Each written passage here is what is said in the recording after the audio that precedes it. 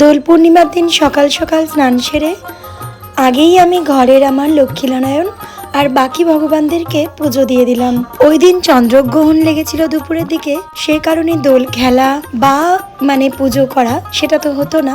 আর এমনিতেও দোল পূর্ণিমার দিন সকাল সকালই ভগবানকে পুজো দেওয়া হয়, সেই কারণেই তাড়াতাড়ি পুজো দিলাম। আসলে কি না, আমরা আবির দিয়ে রং খেলি কি না খেলি, একটু ভগবানের চরণে রং দেব না, তা কি হয়? যাই হোক, সকালবেলা সুন্দর করে সাজিয়ে পুজো দিয়ে মনটা কিন্তু খুবই আনন্দে ভরে গেল।